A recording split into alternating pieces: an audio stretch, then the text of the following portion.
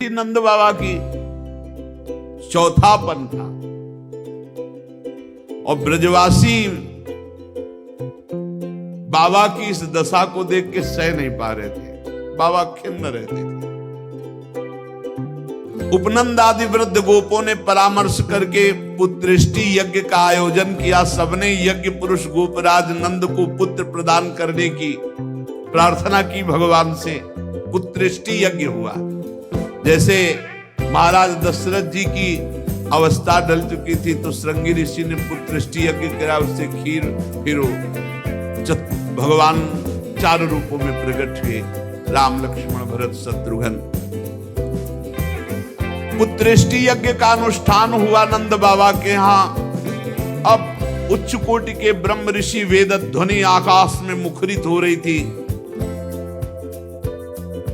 गोपराज श्री नंद बाबा अंतापुर में यशोदा मैया के पास बैठे हुए कहा, यशोदा रानी, इस बार पूरे ब्रजवासियों का आशीर्वाद हो, सब ब्रह्म ऋषि हैं। कई बार हो चुकी, इसका मतलब पुत्र के लिए कई बार उपाय किए जा चुके थे।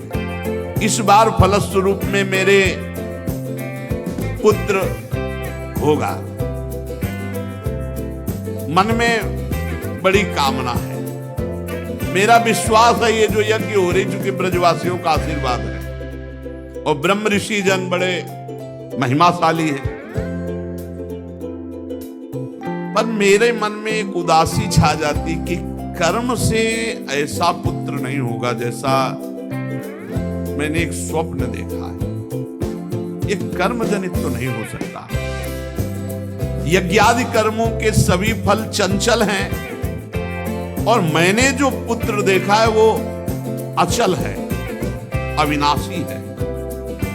बड़ी आशा, पर लगता है मेरी दुराशा है क्या? वो कर्म फल से तो नहीं प्राप्त हो सकता जैसे मैंने देखा है। मैंने एक स्वप्न देखा जो आज तक तुमसे नहीं बताया। यशोदा रानी,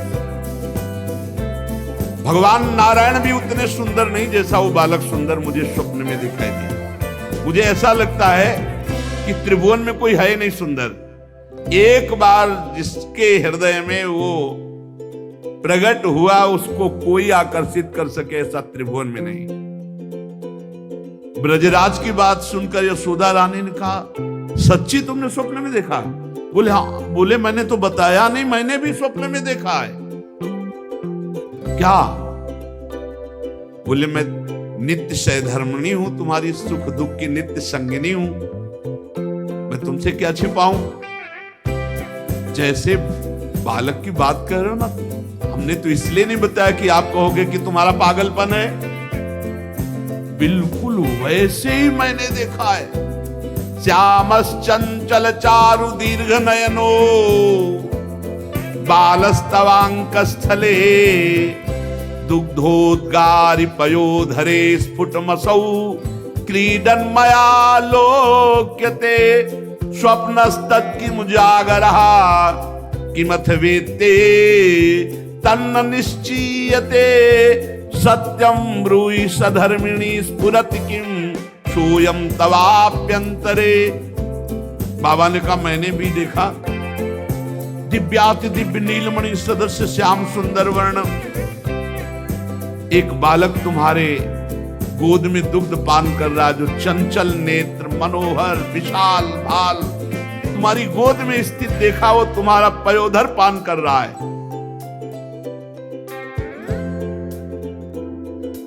कैसे बताऊं? अब तो मेरी ये दशा है कि सोता हूं या जागता हूं मुझे कुछ पता नहीं चलता। हर समय बालक लगता है मेरी गोद में चढ़ रहा है, मेरी दाढ़ी खींच रहा है। कभी मैं देखता हूं तुम्हारी गोद में दुग्ध पान कर रहा है। यशोदा मैया आनंद विवल होके कहने लगी, ब्रजराज ऐसा ही, ऐसा मैंने भी देखा है, ऐसा ही देखा है। वो तुम्हारे टोंग पर चढ़े खेल रहा, मैंने देखा है ऐसा। सत्य सत्य सत्य कहती हूं, मैंने देखा मैंने कि उसे स्तनपान करा रहे हूं, पर संकोचवश नहीं बताया कहां वो दिव्य बालक और कहां मैं। ब्रजराज नंद ने कहा मैंने असंभव समझकर ये बात तुमसे छुपाई थी। यशोदा मैया ने कहा मैंने भी कि तुम हमारा पागलपन समझोगे। लेकिन ऐसा अगर दोनों के स्वप्न में आया तो जरूर भगवान हमारे स्वप्न को पूरा करेंगे। नारायण जिनकी हम आराधना करते हैं, नारायण सेवानिष्ठ नंद बाबा और यशोदा मैया दोनों तन मन वचन से भगवान श्री हरि की शरण में होकर के द्वादशी दिन यथाविधि व्रत करने का नियम लिया। उत्तृष्टि यज्ञ के बाद द्वादशी व्रत की संख्या वृद्धि के साथ साथ अब वो स्वप्न में देखा हुआ जो दिव्याति दिव्य बालक है वो खुली आंखों झलकने लगा। अब तो भारी व्याकुलता बनी। व्रतानुष्ठान सर्वांग पूर्ण संपन्न हुआ तो एक दिन देखा कि स्वप्न में भगवान श्री हरि आए और मधुर वाणी में बोले, अहो मयि अभिषक्तौ भक्तौ कथम निर्विद्य खिद्ये थे योषावतसी कुसुम सुषुमः सुकुमारः कुमारः सष्ट्देवान् भवतोर्भवतोः कुमारतया स्फुरति सातु सदा भवतो रेवानुगतः प्रतिकल्पम स्वभक्ति प्रवर्तनाय दिविमत् प्रवर्तित द्रोण धरा रूपांश कलावतो तद्भूरि भाग्यम इत्यादि रीत्या ब्रह्मादलभ्य साक्षात् तत्फल साक्षात्काराय स्वयमेव पृथिव्यां भवतोर्भवतोरेव भवं लभत एव अचिरादेव रुचिरा रुचिरेशा युवयोः सफलतां बलिता। ये आदेश नंदेशोदा तुम मुझ में आसक्त और मेरे परम भक्त हो, तुम इतने खिन्न क्यों हो रहे हो?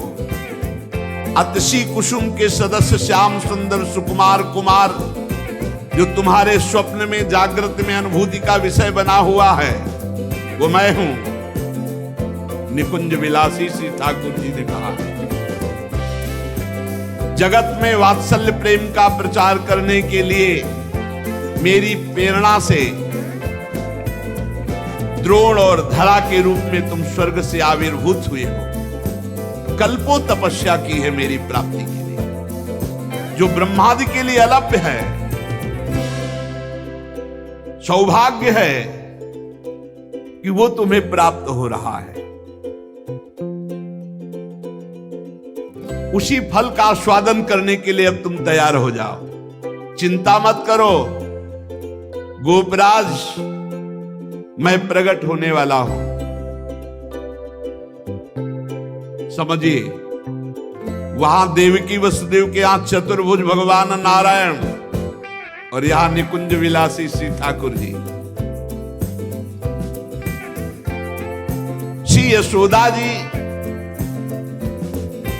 बहुत आनंदित रहने लगी। तो एक दिन समस्त ब्रजवासियों ने देखा कि एक अर्धवृद्धा तपस्विनी स्नातक ब्राह्मण बालक को लिए गोपराज नंद की सभा में पधारी। इतनी तपस्विनी तेजस्विनी सब ब्रजवासी खड़े हो गए और आसन देकर प्रणाम करके पूछा, देवी आप कौन हो? आज तक तो आपको देखा नहीं। आपको देखने पे लगता है साक्षात भगवान की योग माया शक्ति हो। ये बालक कौन है? नारद मुनि जैसा दिखाई देता है। आप परम हम ब्रजवासियों का कल्याण करने के लिए पधारी हो। गोपराज के सभासदों की बात सुनकर तपस्विनी ने मुस्कुराकर कहा, मेरा नाम पौर्णमासी है, मैं महान तपस्विनी और दैवज्ञा हूं। तीनों काल का मुझे ज्ञान है। और ये जो बालक है तुमने कहा नारद जी जैसा, इसका नाम मधुमंगल है। ये बालक स्नातक है, इसका दर्शन करके नारद जी का स्मरण होना उचित ही है। ये संपूर्ण वृत्ति नारद जी वाली ही रखता है। तपस्विनी की बात सुनकर गोपराज सभा के सदस्यों ने हाथ जोड़कर पूछा, देवी हम आपकी सेवा करने योग्य बिल्कुल ही नहीं है, इस पर भी आपने हम लोगों पर महती कृपा की।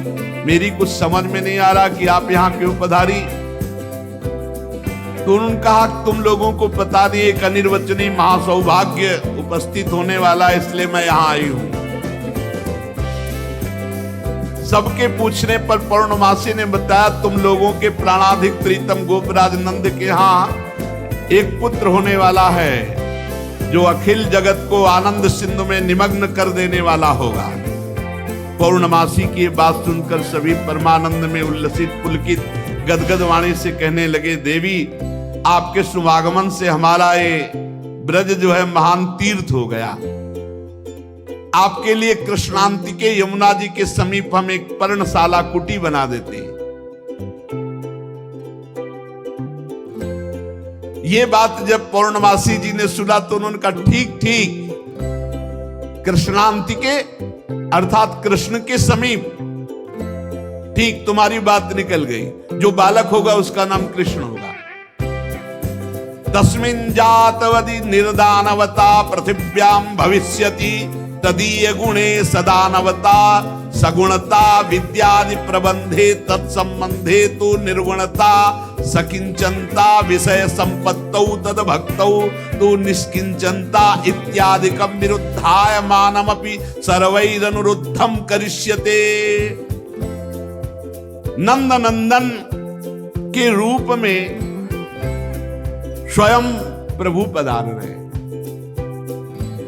पौर्णमासी देवी कालिंदी तट के समीप पर्णशाला में भगवान के दर्शन की अभिलाषा से निवास करने लगी। पौर्णमासी देवी देवर्षि नारद जी की शिष्या और श्री कृष्ण के आगे जो गुरु बनेंगे संदीपनी जी, उनकी माता हैं।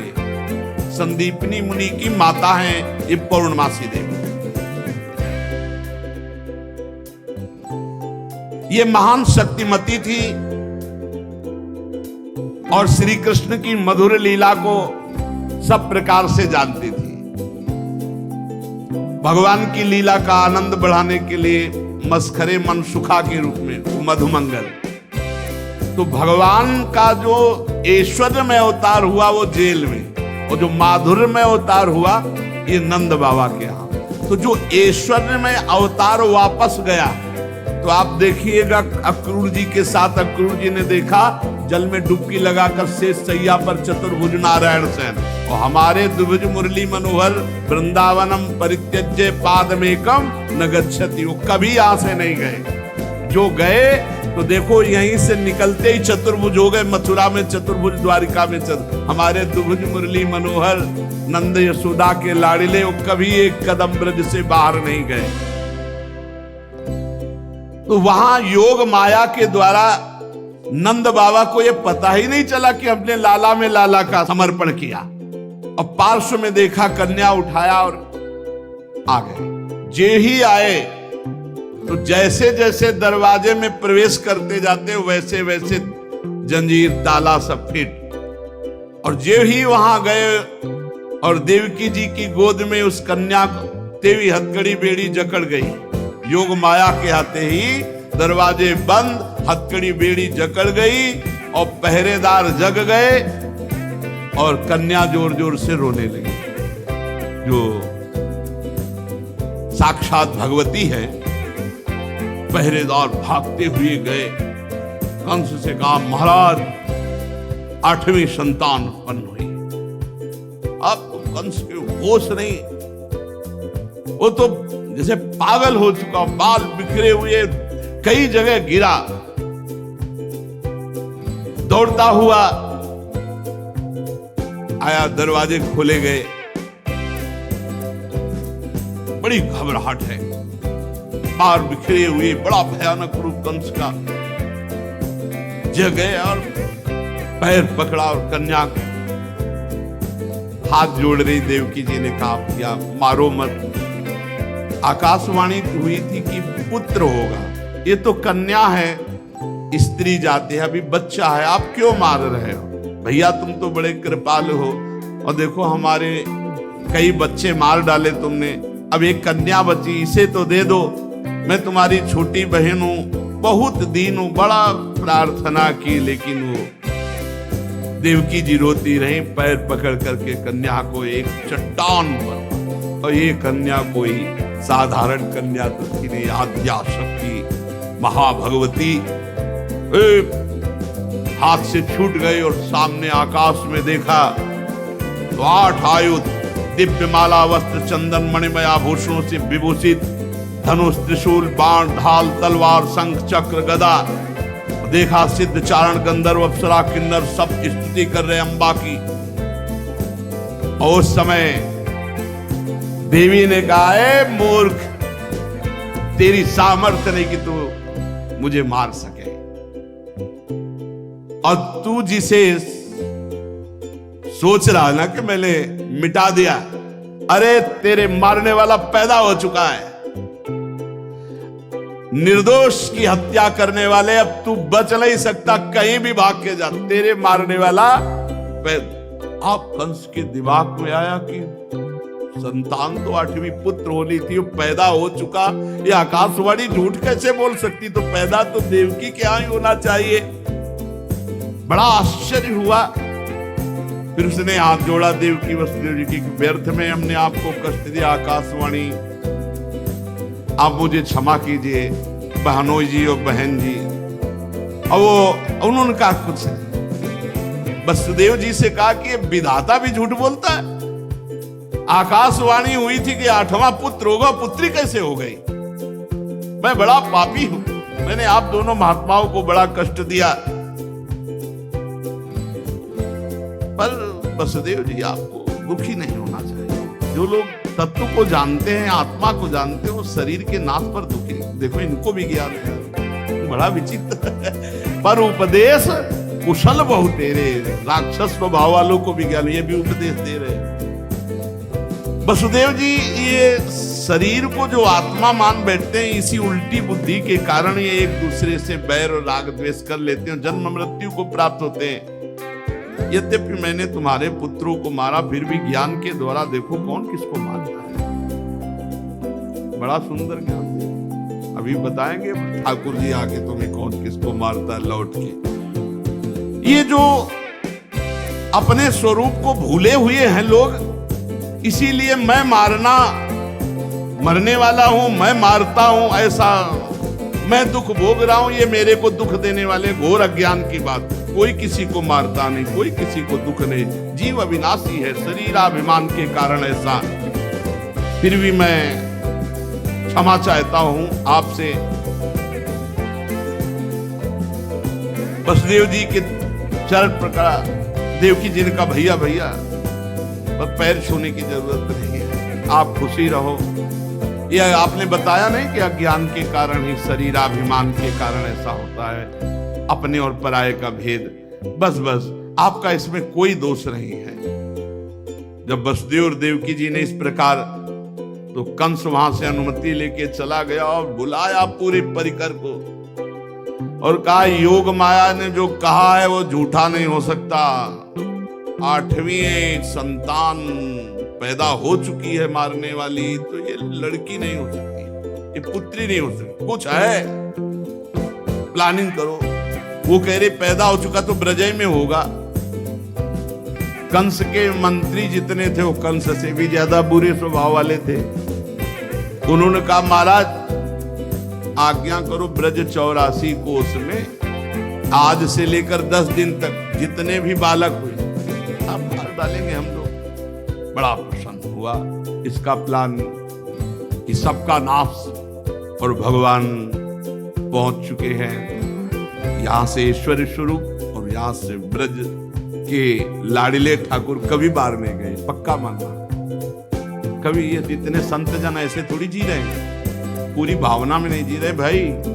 छिन छिन बिहरत संग, छिन छिन निरखत प्रेम भरे, छिन जस कहा तमंग। अब जब मैया के नेत्र खुलेंगे, लाला को देखेंगे तो उत्सव मनाएंगे, वो कल अपने लोग के उत्सव मनाएंगे। श्री राधा वल्लभ लाल।